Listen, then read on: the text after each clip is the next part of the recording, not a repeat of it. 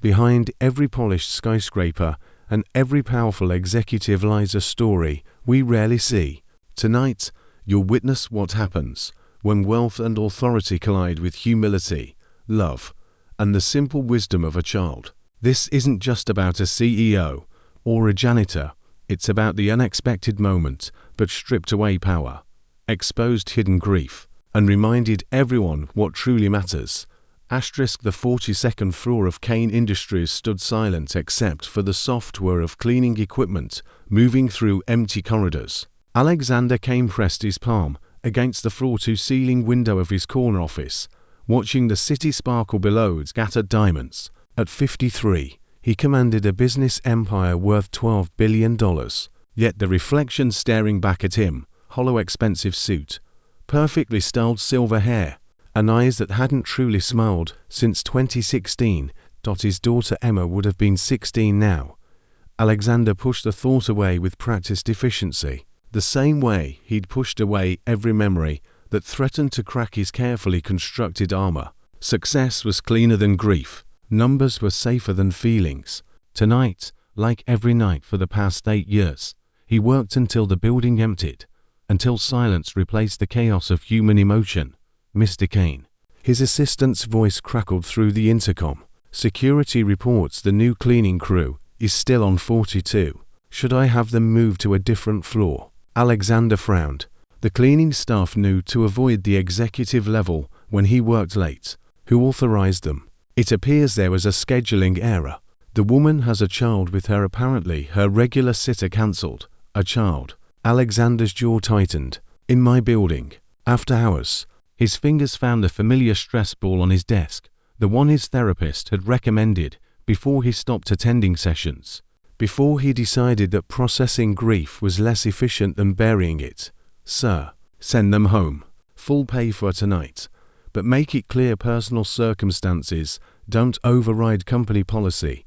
Alexander ended the call and returned to his financial projections, but concentration eluded him. Through his door's glass panel, he could see cleaning equipment parked by the elevator bank. A woman's voice drifted down the hall, soft, tired. Speaking in gentle Spanish, he'd built his fortune by eliminating variables, controlling outcomes, removing anything that couldn't be quantified or managed. Children were chaos. Emotions were weakness. Yet something about that distant voice stirred memories he'd spent years suppressing. Emma's laugh echoing through their old house. Finger-painted pictures stuck to his office walls. Tiny arms wrapped around his neck, whispering "I love you, Daddy" into his ear. Alexander stood abruptly, his chair rolling backward.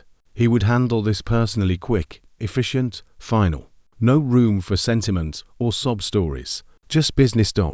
What do you think drives someone to bury their heart so completely after loss? Share your thoughts below. Have you ever met someone whose success felt like armor against pain? The elevator descended silently to the 42nd floor, each ding counting down to an encounter that would shatter everything Alexander Kane thought he knew about strength. The elevator doors opened to reveal a scene Alexander hadn't expected. Near the conference room, a woman knelt beside a small girl who couldn't have been older than 7.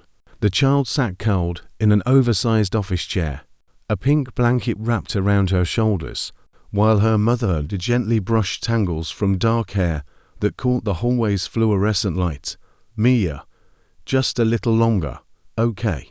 Mama needs to finish this floor, then we go home."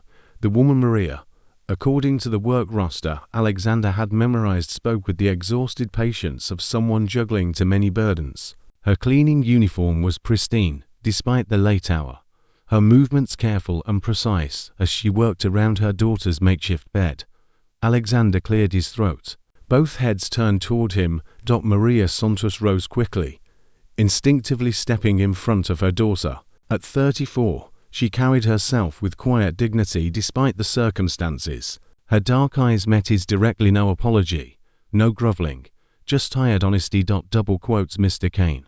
Her voice held a slight accent, carefully controlled. "I'm sorry for the disruption. Isabella's sitter had an emergency, and I couldn't find anyone else on such short notice. We'll be finished in 20 minutes. Company policy clearly states I know. Maria's interruption was soft but firm. I know the rules, but I also know my rent is due tomorrow. And this job feeds my daughter, so I made a choice.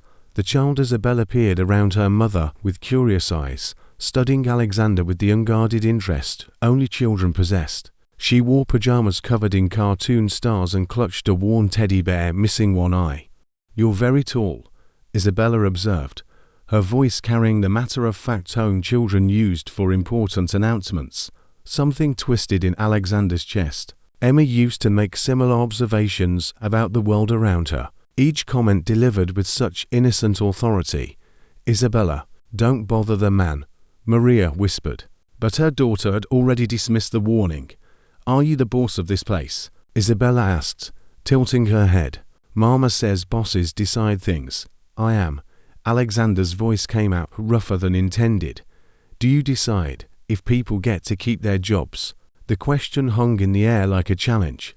Maria's face went pale, understanding flooding her expression. This wasn't just a policy violation, this was her employment hanging by a thread. Bella, please, because, Isabella continued, oblivious to the tension crackling between the adults. Mama works really hard. She cleans everything perfect, and she never breaks anything. And she always says please and thank you even when people don't say it back. Alexander stared at this small person who defended her mother with such fierce loyalty. When was the last time someone had spoken about him with that kind of pure love? When was the last time someone had seen past his title to the man beneath? Isabella. That's enough. Maria's voice cracked slightly. She turned to Alexander, her chin raised despite the desperation in her eyes.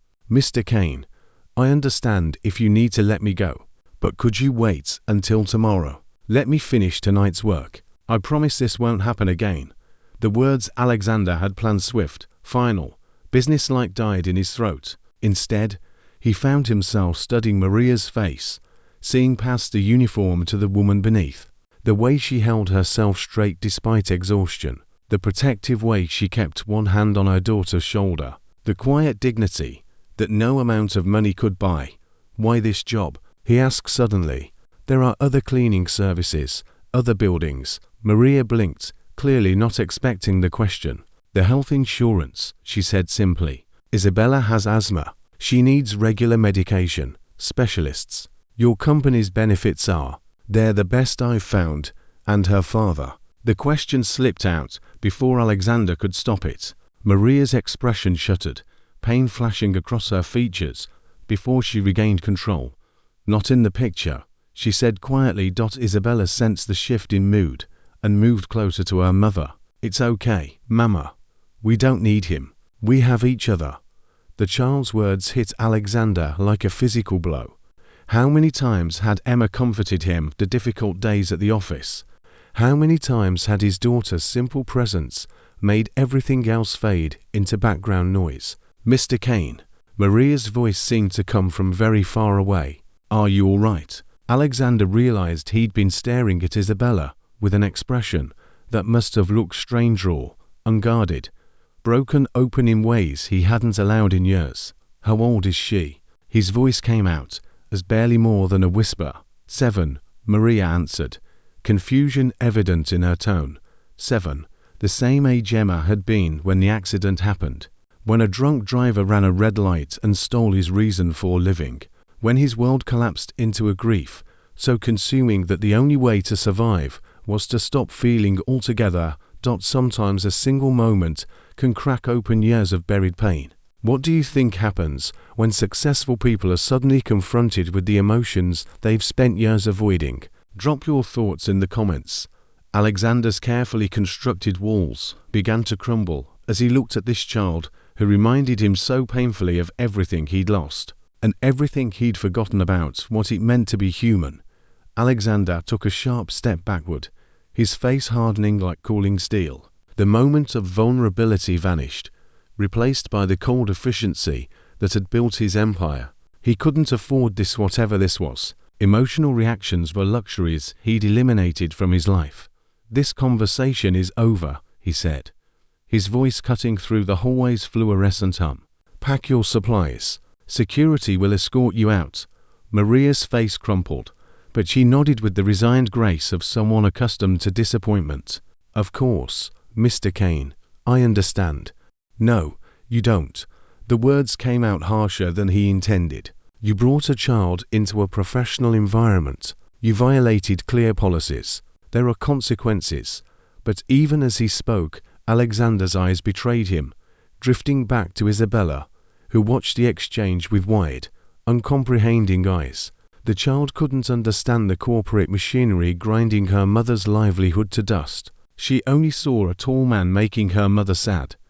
"Come on, Mia," Maria whispered, beginning to pack her cleaning supplies with practiced efficiency. "We need to go." "But you didn't finish," Isabella protested, pointing to the conference room's glass walls, still streaked with window cleaner. "You always finish, not tonight, baby." Alexander felt something clawing at his chest, a familiar tightness he recognized as the beginning of a panic attack. The same sensation that had plagued him in the months after Emma's funeral, when grief felt like drowning in open air. He pressed his hand against the wall, fighting for control. This was exactly why he avoided children, why he structured his life to eliminate these triggers. Success required focus. Emotion was inefficiency. "Mr. Kane." Maria's voice carried genuine concern. "Do you need me to call someone?" "Don't." The word came out like a command. Alexander straightened, forcing his breathing to steady. "Just leave, quietly." But Isabella had noticed something adults often missed. She studied Alexander's face with the intense curiosity children reserved for puzzles that needed solving. "You look like Mama did after Abuela died," she announced with devastating innocence. Very sad, but pretending not to be. The observation hit like a physical blow. Alexander's grandmother had been the last person to call him on his pretenses, to see through his carefully constructed facades. She died when he was Isabella's age, leaving him to navigate a world that demanded strength over honesty. "Isabella." "Don't," Maria started, but her daughter had already moved closer to Alexander, studying him with those impossibly perceptive eyes. "Did someone you love go to heaven?" Isabella asked quietly. "Is that why you're angry?" Alexander's vision blurred. For 8 years, no one had dared ask him about Emma. His employees knew better. His few remaining friends had learned to avoid the subject. Even his therapist had eventually stopped pushing when Alexander made it clear that processing grief was less appealing than burying it. "I don't discuss my personal life," he managed, but his voice lacked its usual authority. "Mama says talking about sad things makes them smaller." Isabella continued, apparently immune to corporate hierarchy. "Maybe if you talked about your person who went to heaven, it wouldn't hurt so much." The hallway fell silent except for the building's mechanical hum. Maria watched Alexander's face with growing understanding, recognizing the look of someone carrying unbearable weight.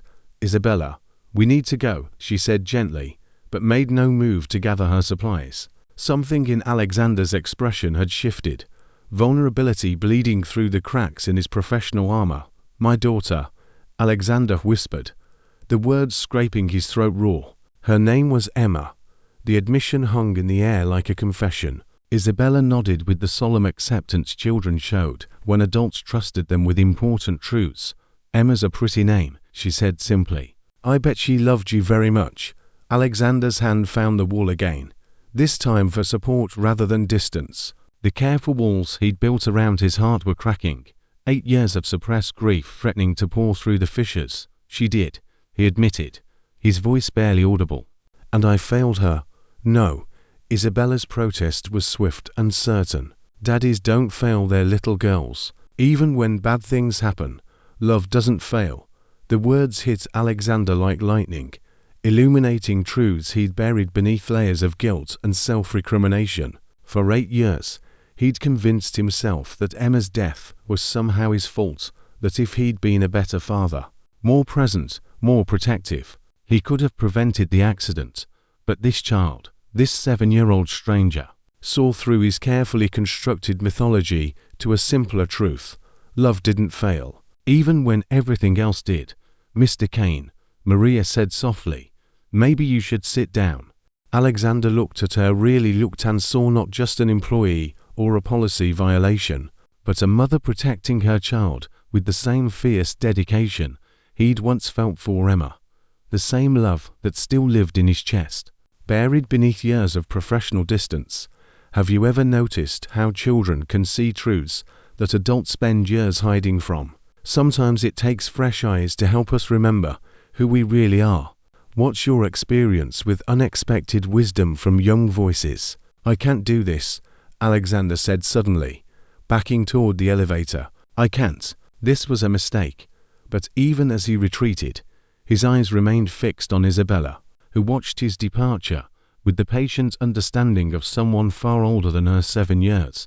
The elevator doors had barely begun to close when the building's emergency lighting flickered on, bathing the hallway in amber. A mechanical voice echoed through the speakers. Attention! The building is now in security lockdown mode. All exits are sealed. Emergency services have been notified. Alexander jabbed the elevator button repeatedly, but the doors remained frozen half shut. Through the gap, he could see Maria instinctively pull Isabella closer as the main lights dimmed to emergency power. What's happening? Isabella's voice carried a tremor of fear.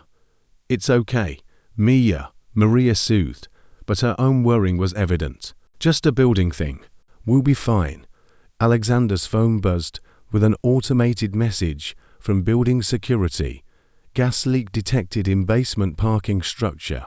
Building sealed per safety protocols. Estimated resolution, 2 to 3 hours. Emergency personnel en route, 3 hours. Trapped on the 42nd floor with the woman he'd just fired, and the child who'd seen straight through his carefully constructed defenses. Mr. Kane. Maria's voice carried across the hallway. Is the elevator working? No. He stepped back into the corridor, phone in hand. Gas leak. We're locked in until it's cleared. The absurdity of the situation wasn't lost on him. Alexander Kane, who controlled every aspect of his environment, who scheduled his life down to 5-minute increments, was now trapped with the two people who threatened his emotional equilibrium. Most. Isabella seemed to take the news in stride, settling back into the office chair she'd claimed as her temporary bed. Like when we got stuck in the subway tunnel. Mama, remember? And we played the story game. I remember, baby. Maria's voice held forced lightness. She looked at Alexander uncertainly. I'm sorry you're stuck here because of us. It's not your fault, Alexander said, the words coming out more gently than he'd intended. He found himself studying the makeshift camp they'd created. Isabella's blanket draped over the chair. A small backpack containing what looked like homework and snacks.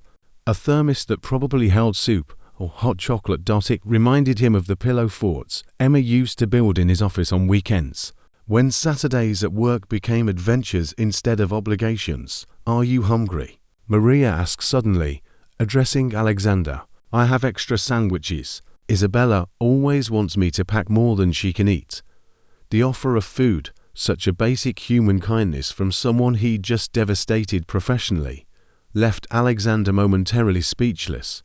When was the last time anyone had offered to take care of him? I don't, he started, then stopped. His stomach had been empty since breakfast, sustained only by coffee and the driving need to avoid anything that might slow him down or force him to sit still with his thoughts. Peanut butter and jelly, Isabella announced proudly. I helped make them. Well, I helped eat the peanut butter while Mama made them. Despite everything, Alexander found his mouth twitching upward. You helped by quality control. Exactly. Isabella beamed at his understanding. Someone has to make sure the peanut butter is good enough. Maria was watching this exchange with surprise, seeing glimpses of warmth in the man who'd seemed so cold moments before. She pulled a wrapped sandwich from Isabella's backpack, offering it to Alexander with a small, hesitant smile. Thank you, he said quietly, accepting the food. It felt strange to be cared for by someone whose livelihood he'd just destroyed.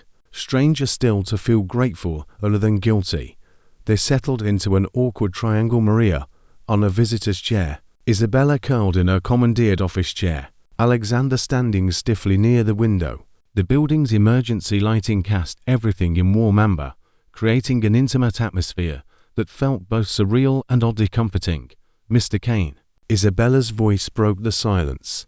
"Why don't you have pictures?" "Pictures? In your office?" "Mama cleans lots of offices, and they all have pictures of people they love. But yours is empty." Alexander's chest tightened. He'd removed every personal photo Emma died, unable to bear the constant reminders of what he'd lost. His office had become a sterile monument to professional achievement awards, diplomas, financial projections, but nothing that acknowledged he'd ever been human. "I prefer to focus on work," he said carefully. "That sounds lonely." Isabella observed with devastating simplicity. Maria shot her daughter a warning look, but Isabella had already moved on to her next profound observation. "Do you live here?" "In the building." "No, I have an apartment, with pictures there." Alexander found himself cornered by a 7-year-old's relentless curiosity. "No pictures anywhere." "Oh." Isabella considered this gravely. "That's very sad. Pictures help you remember happy things when you're feeling bad." From her backpack, she pulled out a small photo album. Its pink cover's worn from handling. "Want to see mine?" Before Alexander could respond, she'd scooted her chair closer to his position by the window. Maria tensed, clearly worried about her daughter's boldness, but Alexander found himself kneeling down to Isabella's eye level. Drawn by her eager enthusiasm, the album was filled with pictures Isabella blowing out birthday candles, building sandcastles, laughing with Maria what looked like a park picnic. Simple moments, everyday happiness captured and treasured. "This is my favorite," Isabella said, pointing to a photo of herself and Maria making silly faces at the camera. "Mama looks funny with her tongue out." Alexander stared at the image, pure joy frozen in time. When was the last time he'd made a silly face? When had he last allowed himself to look foolish for the sake of someone else's happiness? Sometimes being trapped forces us to connect in ways we never would have chosen. Have you ever found that your most meaningful conversations happened in unexpected circumstances? Share a time when being stuck somewhere led to something beautiful. "You have a beautiful family," Alexander said quietly, and meant it. "It's just us," Isabella replied matter-of-factly. But that's enough. The simple contentment in her voice, the acceptance that love didn't require abundance, just presence, hit Alexander like a revelation. He'd spent 8 years believing that without Emma, he had nothing. But this child understood something he'd forgotten. Sometimes just us was more than enough. As the emergency lighting continued to cast its amber glow, Isabella had grown quiet, curled in her chair with the worn teddy bear pressed against her chest. Her breathing had taken on a subtle wheeze that made Maria's face tighten with familiar whirring. "Mia, do you need your inhaler?" Maria asked softly, already reaching for the small backpack. "I'm okay." "Mama," Isabella whispered, but even Alexander could hear the slight strain in her voice. Maria found the inhaler and helped her daughter take to careful puffs. The simple act, so routine, so necessary, reminded Alexander of all the small battles parents fought every day just to keep their children safe and breathing better. Maria asked, smoothing Isabella's hair. Isabella nodded, then looked at Alexander with curious eyes that seemed to knowing for her age. "Mr. Kane, what was Emma like?" The question came from nowhere, gentle, but direct in the way only children could manage. Alexander felt his carefully maintained composure waver. He'd spent 8 years avoiding this exact conversation, but trapped in this amber-lit hallway with a sick child who reminded him so painfully of his daughter. Resistance felt impossible. "She was ... double quotes Alexander started, then stopped, searching for words that could contain 8 years of love and loss. "She was bright, curious like you. She asked questions about everything." "Like what?" Against his better judgment, Alexander found himself settling into the chair across from Isabella, Maria watching silently from nearby. She wanted to know why buildings had so many windows, why people wore ties, why elevators made that ding sound. What did you tell her? Usually the truth, but sometimes I made up silly answers that made her laugh. The memory surfaced, unbidden Emma's delighted giggles when he told her elevators dinged because they were trying to sing but only knew one note. Isabella smiled. I like silly answers too. They're more fun than real ones. She thought so too. Alexander's voice grew softer. Every Saturday, she'd come to my office while I caught up on work. She'd draw pictures, or play with the calculator, or reorganize my paperclips by color. She sounds nice, Isabella said simply. She was the best person I ever knew. The words came out raw, unfiltered. She made everything brighter. Even ordinary things felt special when she was around. Maria had been listening quietly, but now she leaned forward slightly. What happened to her? The question Alexander had dreaded for 8 years hung in the air. He looked at these two strangers who had somehow become the first people he really talked to since Emma's funeral. Car accident, he said quietly. She was walking home from school with friends. A drunk driver ran a red light. The silence that followed felt heavy, but not uncomfortable. Isabella reached out and gently touched Alexander's hand with her small fingers. That's not fair, she said with the fierce indignation children reserved for genuine injustices. No, Alexander agreed, surprised by how much her simple validation meant. It wasn't fair at all. Is that why you work all the time? Isabella asked with devastating insight. So you don't have to think about missing her. The accuracy of her observation left Alexander momentarily breathless. This child had diagnosed what countless therapists had tried to address. His work wasn't passion or ambition anymore. It was anesthetic. Maybe, he admitted. Maria had been watching this exchange with growing understanding. Now she spoke quietly, her voice carrying its own weight of experience. Grief makes us do strange things sometimes. What do you mean? Alexander asked. Maria hesitated, then seemed to make a decision. Isabella's father left when the doctors told us about her asthma. Said he couldn't handle having a sick kid. Her voice carried old pain, carefully controlled, but still sharp. 4 months after, I wouldn't let her play with other children. I was so afraid something would happen, that I'd lose her too. But you changed your mind. Isabella did. Maria smiled at her daughter. She told me that keeping her safe wasn't the same as letting her live. 7 years old, and she was wiser than me. Alexander looked at Isabella with new respect. You said that. Isabella nodded matter-of-factly. Mama was sad, and I was sad because she was sad. So I told her we should be sad together, but also happy together. And it worked. Mostly, Isabella said with the diplomatic honesty of childhood. Some days are still sad days, but there are more happy days now. Alexander felt something shift in his chest, like ice beginning to crack after a long freeze. For 8 years, he'd believed that moving forward meant betraying Emma's memory, that finding joy again would somehow diminish the love he'd felt for his daughter. But this child, who lived with her own daily uncertainties, had found a way to honor sadness while still choosing happiness. Mr. Kane.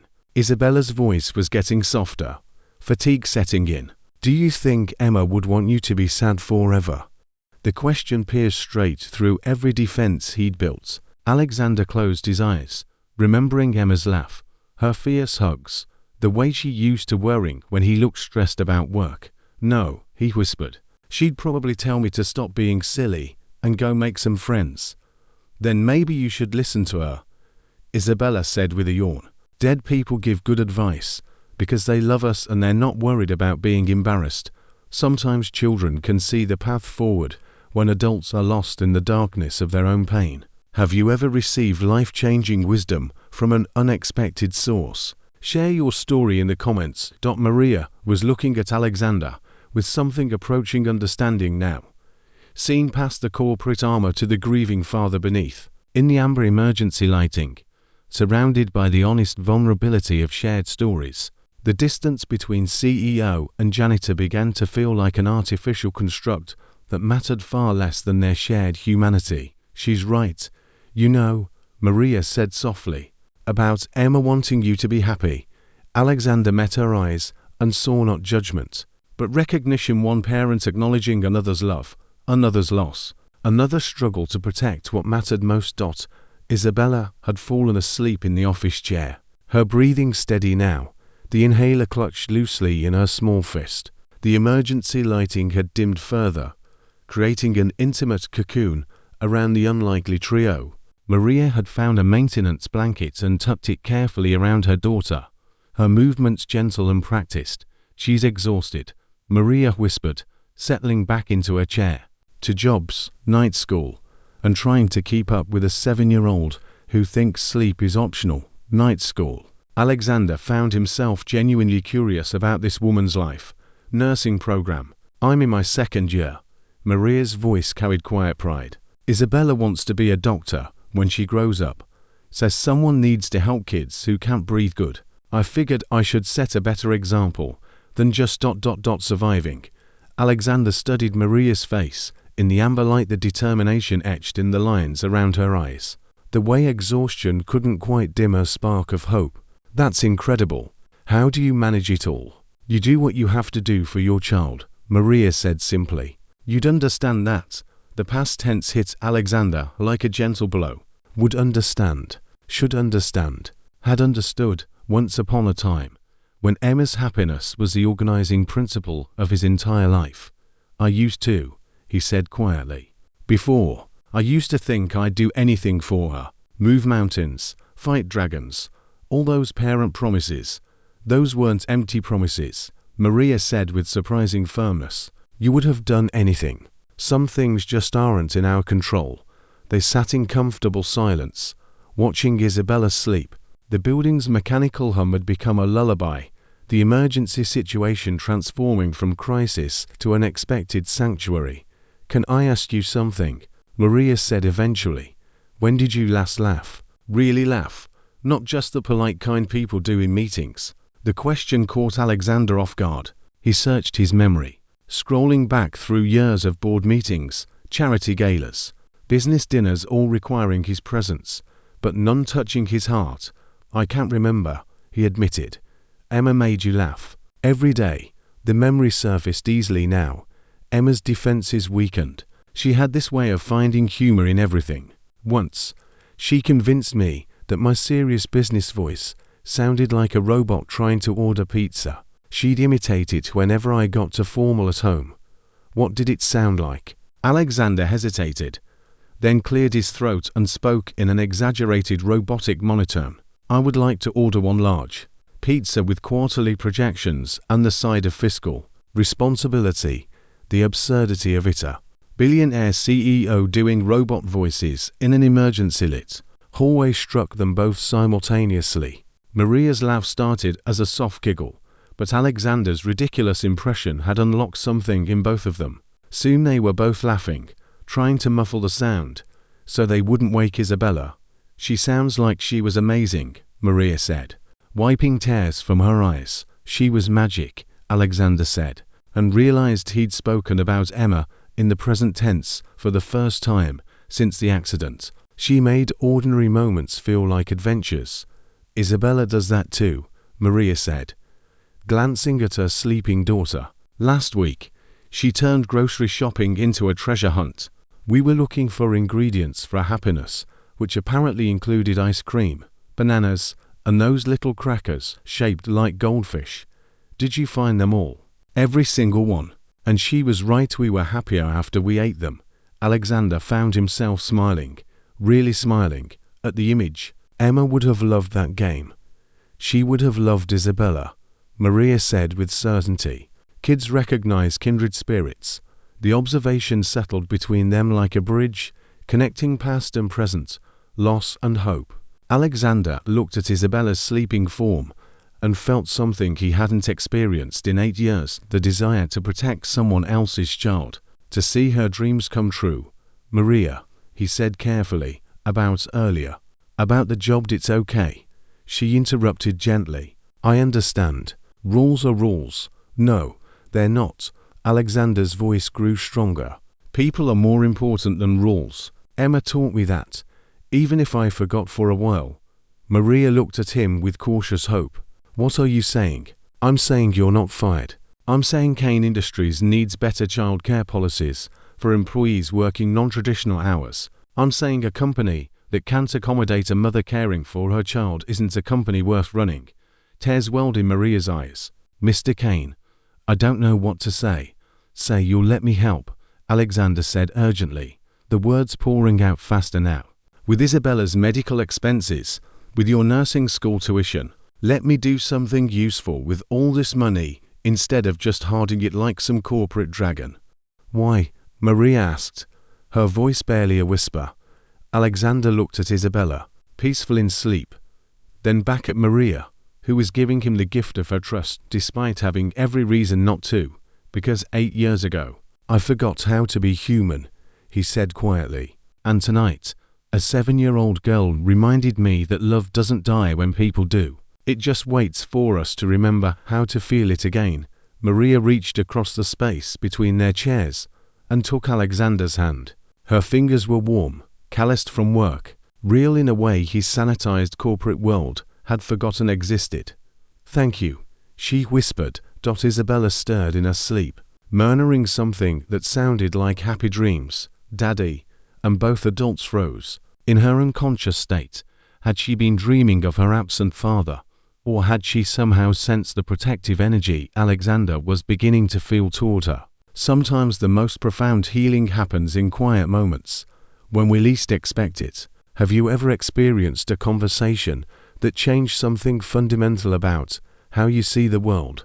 What made that moment special? For the first time in 8 years, Alexander Kane felt like he was exactly where he was supposed to be. The building's intercom crackled to life, startling all three of them from the peaceful cocoon they'd created.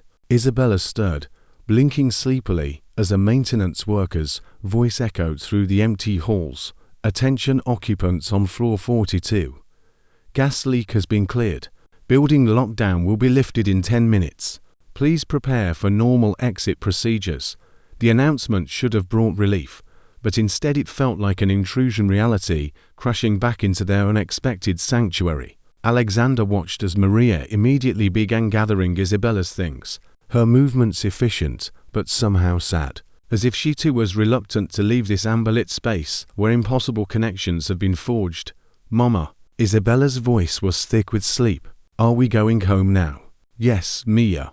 The building is safe again." Alexander's phone buzzed, insistently, messages flooding in from his assistant, the board members, security teams. The corporate world was reasserting itself, demanding his attention, pulling him back into the structured emptiness of his carefully controlled life. But as he scrolled through the urgent notifications, one message made his blood run cold. His lawyer's name flashed on the screen, the preview showing words that made his heart race. "Emergency meeting tomorrow. Board of Directors calling for review of leadership competency. .. double quotes. Alexander opened the message with trembling fingers, reading the full text that explained everything. Someone had been monitoring the building's security cameras during the lockdown. Someone had recorded his conversation with Maria and Isabella. Someone had weaponized his moment of humanity. The message continued.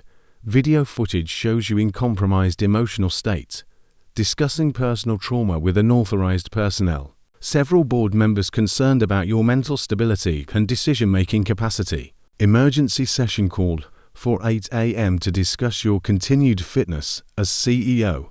Alexander's world tilted.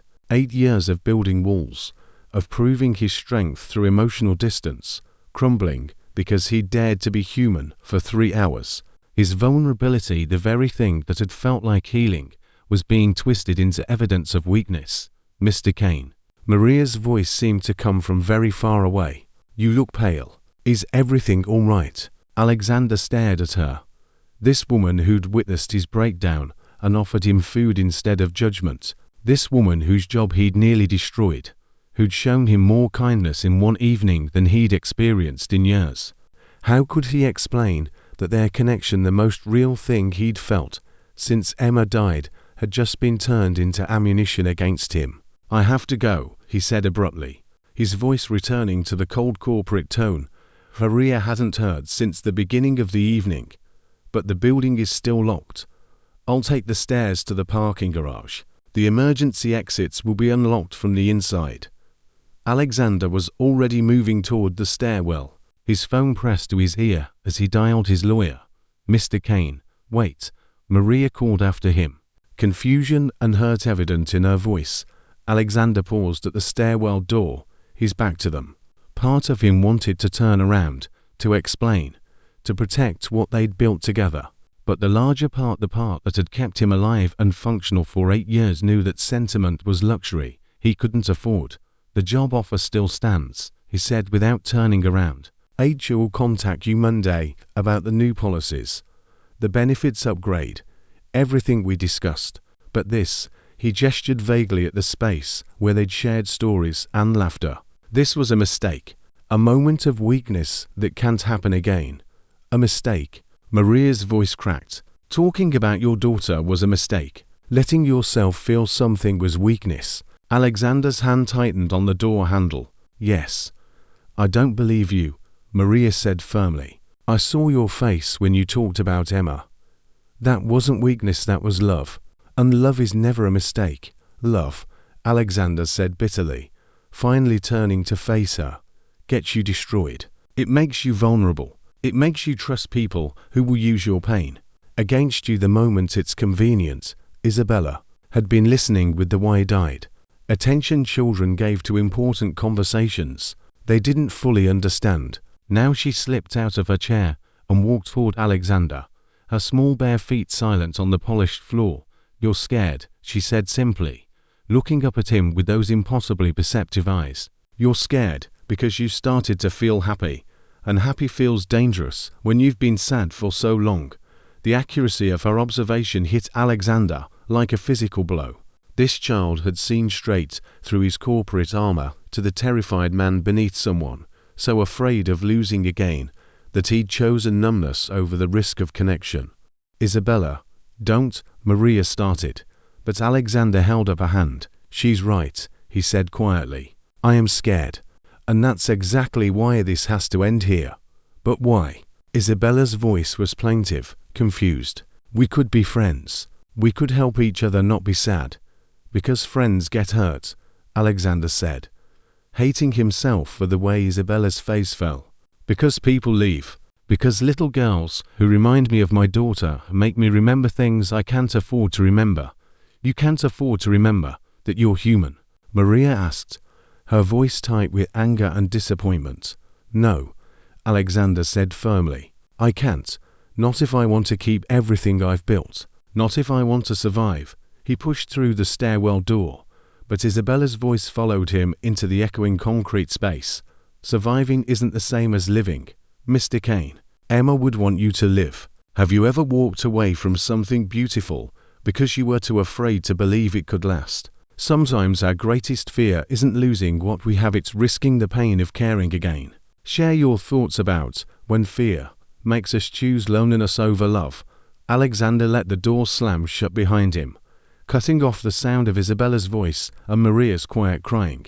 As he descended the emergency stairs 2 at a time, he tried to convince himself he'd made the right choice.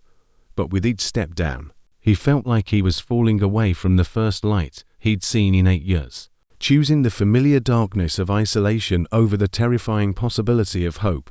The emergency board meeting convened at exactly 8 a.m. the glass-walled conference room in a 62nd floor. 12 faces stared at Alexander across the polished mahogany table, their expressions ranging from concern to barely concealed satisfaction. These were the men and women who'd helped him build his empire.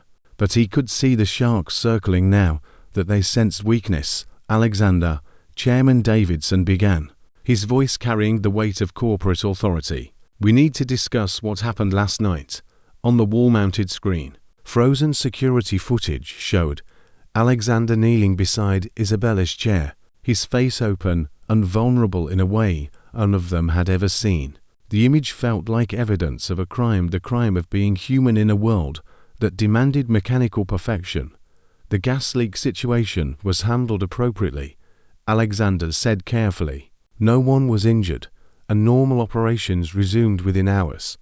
That's not what concerns us, board member Patricia Hendricks interjected, her voice sharp. What concerns us is this. She clicked a remote, and the video began to play.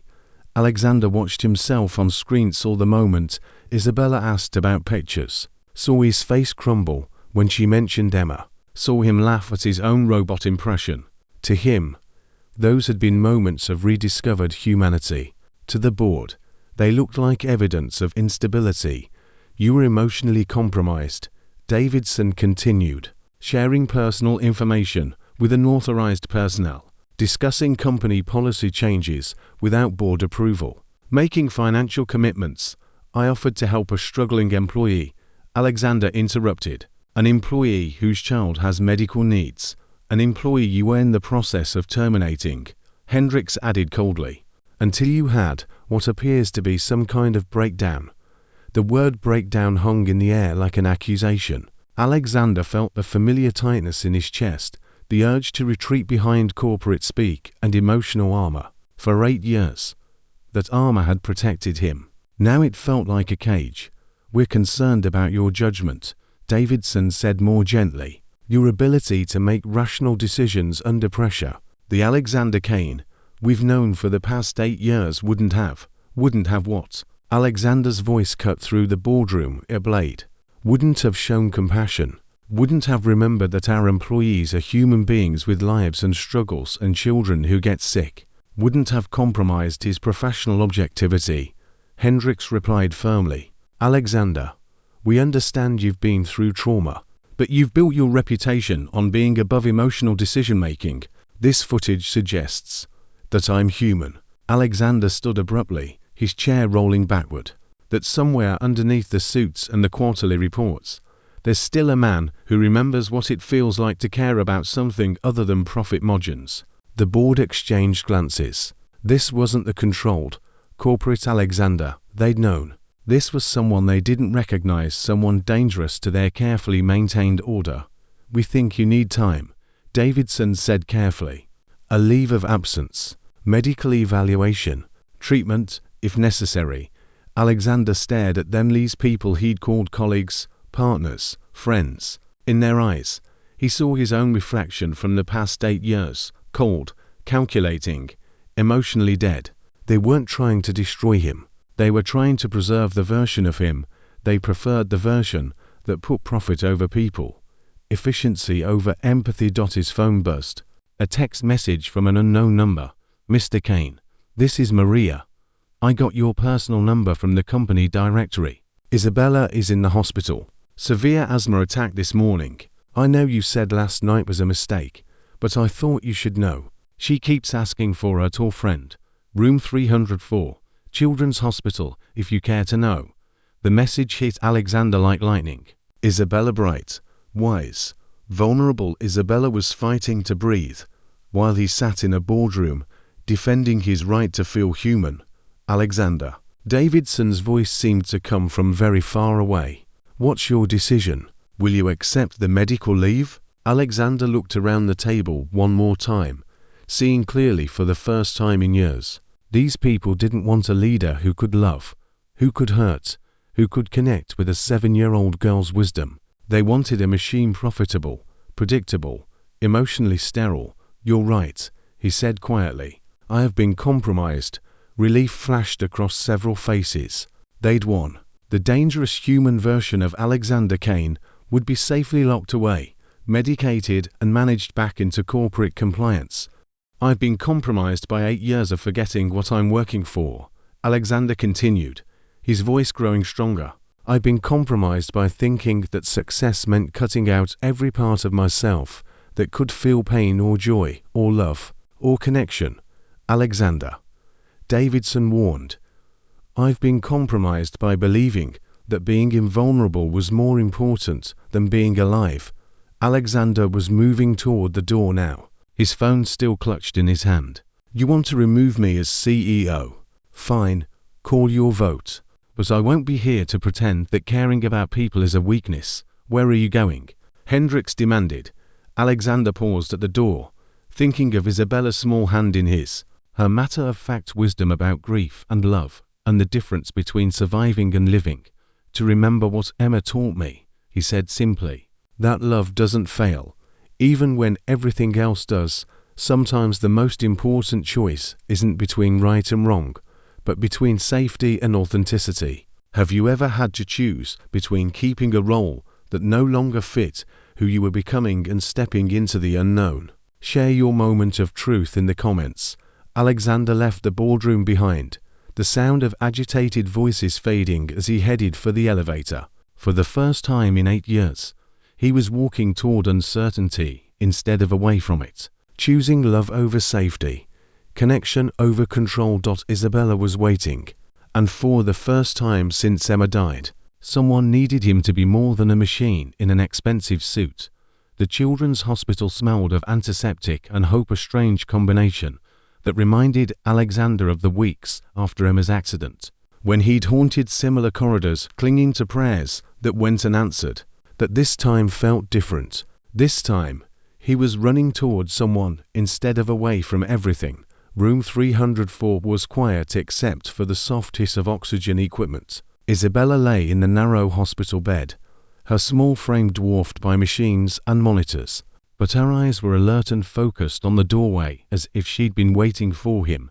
"You came," she said simply, her voice hoarse from the breathing treatments, but carrying all the matter-of-fact certainty that had characterized their first meeting. Maria sat in the bedside chair, exhaustion etched in every line of her face. She looked up as Alexander entered, surprise and relief warring in her expression. "I didn't think you'd come," she said quietly. "After last night. Last night I was a coward," Alexander said, moving to Isabella's bedside. "Today I'm trying to remember how to be brave." Isabella studied his face with those impossibly perceptive eyes. "You look different, less scared." "I am less scared," Alexander admitted, settling into the chair on the opposite side of her bed. "Still terrified, but less scared. What's the difference?" Isabella asked, genuinely curious despite the oxygen cannula in her nose. Alexander considered the question seriously. "Being scared makes you run away. Being terrified, but brave, makes you run toward the things that matter. Like friends who are sick." Exactly like that. Maria was watching this exchange with tears in her eyes. "Alexander, Mr. Kane, you don't have to be here. I know your job, your board meeting. I quit," Alexander said simply. Both Maria and Isabella stared at him. "You quit being the boss?" Isabella asked, her eyes wide. "I quit pretending that being successful was more important than being human." Alexander reached for Isabella's small hand, careful of the IV line. "Someone very wise recently told me that surviving isn't the same as living. I decided I want to try living again." Isabella squeezed his hand with surprising strength. "Emma would be proud of you." The words hit Alexander like a benediction. For 8 years, he'd carried the weight of imagined disappointment, the belief that his daughter would be ashamed of what he'd become. But this child, who seemed to understand grief and love with equal clarity, saw something different. "You think so?" "I know so," Isabella said with absolute certainty. "Because daughters want their daddies to be happy. Even when they're in heaven, they want their daddies to laugh and have friends and remember that love doesn't end just because people go away." Alexander felt tears running down his cheeks, the first tears he'd allowed himself since Emma's funeral. But these weren't tears of grief alone. They carried relief, gratitude, the overwhelming joy of remembering what it felt like to be connected to other people. "Isabella," he said carefully, "would it be okay if I stayed? Until you're feeling better. You want to stay. I want to be here for you. Both of you." He looked at Maria, including her in the promise. "If you'll let me." Maria's voice was thick with emotion. "Alexander, you don't understand what you're offering. Isabella's asthma isn't going away. There will be more hospital visits, more scared nights, more chances to show up." Alexander finished quietly. "More opportunities to be useful instead of just wealthy. More moments to remember that caring for people isn't a weakness, it's the whole point." A knock at the door interrupted them. A nurse entered, checking Isabella's monitors with practiced efficiency. "Her oxygen levels are much better," the nurse reported to Maria. "Doctor says she can probably go home this afternoon if she continues improving." "Home to where?" Alexander asked quietly after the nurse left. Maria's face tightened. "Our apartment. It's small, and the ventilation isn't great, but it's what we can afford." "What if," Alexander said carefully, "what if you didn't have to worry about that anymore?" What if Isabella could have the kind of home where breathing was easier? What if you could focus on nursing school instead of working 3 jobs? Alexander, Maria's voice carried warning and hope in equal measure. I'm not trying to buy your friendship, he said quickly. I'm trying to figure out how to use 8 years of harded wealth for something that actually matters. Emma used to say that money was only good if you used it to make people smile. I'd forgotten that. Isabella had been listening to this exchange with the focused attention she gave to important conversations. Now she spoke up, her voice stronger than it had been all morning. Mr. Kane, can I tell you something Emma told me? Alexander's breath caught. Emma told you something? Isabella nodded seriously. Last night, when I was sleeping, she came in my dream and said to tell you that she's not sad anymore, and she doesn't want you to be sad anymore either. She said love is supposed to grow, not shrink, and that she's been waiting a very long time for you to remember how to let it grow again. The room fell silent except for the gentle hiss of oxygen. Alexander stared at this remarkable child who seemed to carry messages between worlds, who spoke of love and loss and healing with the wisdom of someone far older than her 7 years. She said something else too.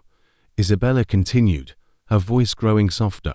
She said that sometimes people who lose their families get to help make new kinds of families, different ones, but just as real.